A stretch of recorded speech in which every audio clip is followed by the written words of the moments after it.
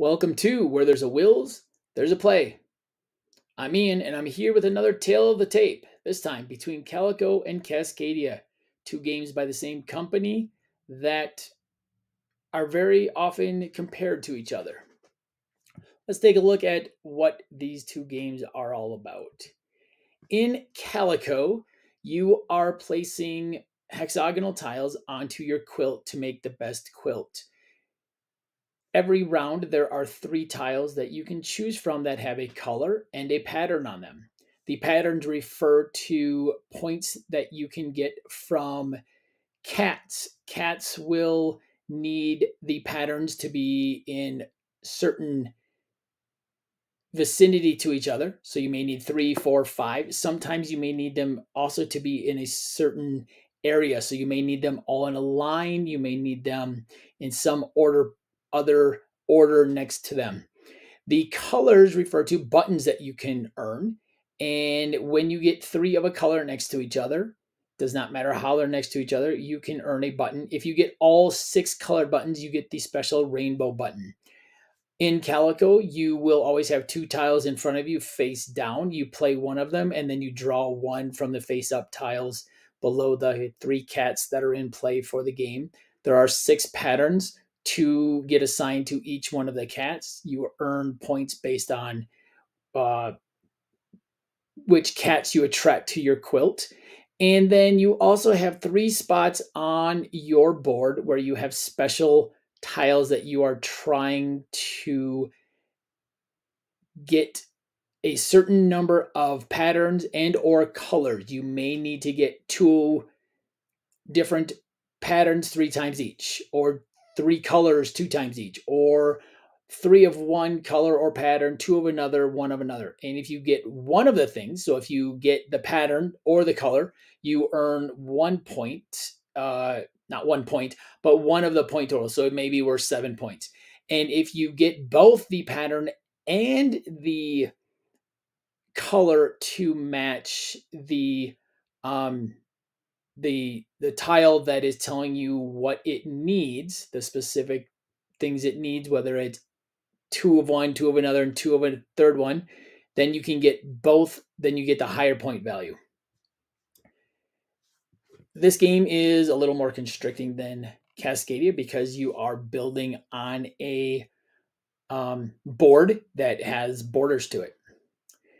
Cascadia, very similarly, has hexagonal tiles. You start with 1 starting tile that has 3 tiles that are connected to each other. But in Cascadia, the way you are scoring is by your animal tokens. So when you take a token, you take a tile and an animal token that is associated with it. And you place the animal token on any tile that it can be placed on. Each tile has different pictures on it for which animals can actually be placed on them. And then you have scoring cards, and there's a wide variety of scoring cards for each animal. I believe in the base game it's 5 for each animal, and they score different ways. So there's a bear, there's a salmon, there's a fox, there's a hawk, and there's an elk. And each one scores a little differently, but each one also has 5 different scoring cards. And then there's also a family variant and a friendly variant, or the family variant might be the friendly variant, that you can use to score. So that is how you score in Cascadia. Cascadia is more open. You can build in every direction. At the end of the game, you also score based on your habitats and how many tiles you have in your largest habitat. If you're playing multiplayer, whoever has the largest habitat of each also gets some bonus points. During the game, if you place your animal tile on, or your animal token on a tile that it is the only thing that can go there, it is called a keystone tile. And those tiles give you an acorn. And those acorns allow you to bend the rules a little bit. If you have a tile and a token that are not matched up with each other in the center of the table that you really want, you can use an acorn token in order to choose a tile and a token that aren't matched up with each other. You can also wipe the tokens clean if you want to. During the game, if 3 tokens are the same and it's your turn, you have the choice to wipe those 3 tokens. If all 4 are the same, then you do have to wipe all of them. So let's take a look at some undercard before we get to the main event of Cascadia versus Calico. And the first thing would be, I have played Calico at solo. I have played Calico 2-player. I've also played Calico at 3 and 4 players at my board game club. And the solo mode is beat your own score, but there's also a campaign type thing where there are scenarios that you have to set up, or you have to get certain things that you can try and vie for. 2-player, I feel, is a really good way to play this as well. There's always three tiles out there to choose from. You've got 2 in front of you. At 3 players, all 3 tiles that are out there could be taken before it could be taken at some point. If you're playing with 4 players, all 3 tiles that are sitting out there as face-up tiles could be taken before you go. So for me, I really like 2-player. I know a lot of people like the scenarios. I'm not a huge fan of the scenarios. They're okay. It's not my style of play. The beat your own score of it is okay. I think I'd rather play a roll and write though for beat your own score. With 3 players, it's good. With 4 players, I feel that the fact that there are 3 tiles face up, you almost can completely ignore the first player after you, because there's a chance all 3 of those tiles are replaced by the time it comes around to you. So you can almost ignore the 4th player. I prefer this at 2 people. I think it's just a better experience at 2. It's not quite as tight. You have a little bit more freedom, but you still have the tightness of the actual board. And moving on to Cascadia, same thing. Solo, 2-player, and 3 or more. The solo, very similar. Beat your own score, or you have scenarios that you can try and beat. 2-player, I like the 2-player because you have 4 tiles and 4 tokens you can choose from. 3 or more players, I don't mind playing at 3. 4, I actually like playing this one at 3 and 4 a little bit more than Cascadia because there is more choices. But my preferred way to play Cascadia is definitely at 2 players. I think it's a nice quick game. It's a lighter game. I really do like playing this at 2 players. Then we're going to have another matchup here, and this is actually Cascadia versus the Cascadia Landmarks expansion. So a little bit about the Landmarks expansion. The Landmarks expansion adds more scoring tiles. It adds more cards. More scoring cards. It also adds a way to score your landmarks. You have more, you have cards that go to different landmarks. And when you place a tile down, you can choose to take a landmark token and place it on the tile, and then choose one of the scoring things. The interesting thing with the landmarks is that unlike the animal scoring where everybody is scoring those, only you are scoring the landmark cards that you take.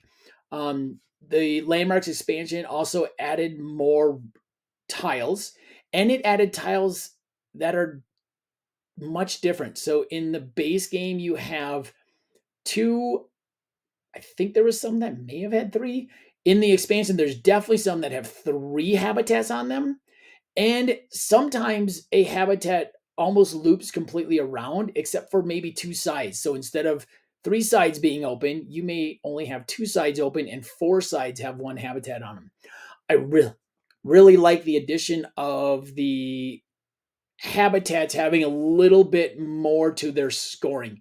In the base game, the habitats basically just scored on however big your biggest one was. This now adds some extra scoring, and I know there's a couple other bigger name content creators out there who really enjoy this mode of play. So for me, and my wife has played this as well, for us, this was a split. My wife is a much lighter game player. So she likes just the base Cascadia. She really likes just being able to play that. I do like the thinkiness and having that extra scoring for the landmarks. So when we play this together, we will probably play sometimes with landmarks, sometimes without. Like I said, this was a split decision between us. And now we are on to the main event of the evening, Calico versus Cascadia. Let's do a little tail of the tape. Calico, released in 2020, has an overall rank on BGG of 230, has a weight of 2.18, and the average rating of 7.5, while Cascadia was released in 2021 with a rank of 45, so it is in the top 50 games on BGG. Has a weight of 1.84, and it has an average rating of 8.0. So higher rank, higher average rating, but it is a lower weight. I think that probably has a lot to do with the fact that Calico is so much more constricting with the board, and you have to build within the board. You can't kind of spread out as much as you want to. Player count is 1 to 4 in both of them. The community says 1 to 4. Calico, they say, is best at 2, so they agreed with me. My assessment of it was it's best at 2. In Cascadia, they said 2 to 3. I prefer 2. I don't know if I want to play higher than 3. So I agree with that. Playtime for both 30 to 45 minutes. So now that we've talked about both of them, this was a unanimous decision between my wife and I. The winner of the Calico versus Cascadia, from our point of view, my point of view being that mid-weight casual gamer, my wife's point of view being a game-playing non-gamer of sorts. She loves playing games. She doesn't love playing games as much as I do. She plays games. She enjoys a lot of games that we have. But this one was unanimous, and the winner for this was Cascadia. We both just like Cascadia a little bit more. I think it has a lot to do with not being so constricted in your decision making, being able to expand your board out a little bit more. So there you go. The winner of Cascadia versus Calico, from Where There's a Wills, There's a Play, is Cascadia. If you like this content, please like and subscribe. Let me know, what's your preferred way to play each of these games? Solo, 2-player, 3 or more? Do you like Cascadia with or without the Landmarks expansion? Which one do you like better, Calico or Cascadia?